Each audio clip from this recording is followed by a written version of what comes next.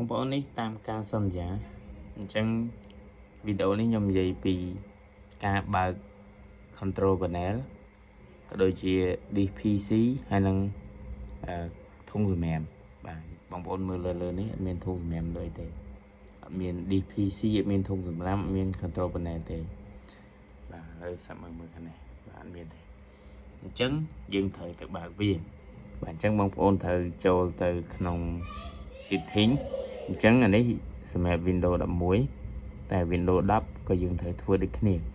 អញ្ចឹងយើងមាន setting យើងចូលទៅ setting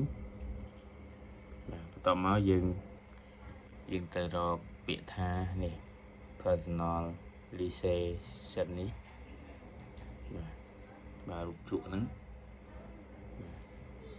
អញ្ចឹងបងប្អូនមើលខាងនេះបងប្អូនអូសទៅក្រោមក៏ពាក្យថា theme បាទនេះអញ្ចឹងនៅក្នុងនេះយើងវាឲ្យបង្ហាញឲ្យយើងប៉ុណ្ណេះតើតើនឹងការបដូរ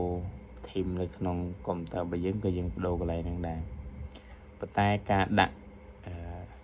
disk PC ឬក៏ធុងសម្រាមមកមិនមែនកន្លែងលើហ្នឹងទេគឺ desktop icon នេះបាទឃើញទេអញ្ចឹងចុចលើវាមួយទៅសិនទៅបាទវានឹងទាំងបែបនេះ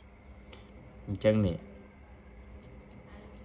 កម្មវិធីដើមរបស់កុំព្យូទ័ររបស់យើងពេលដែល install Windows ហើយគឺវាឲ្យយើងដាក់ប៉ុណ្ណឹងចូល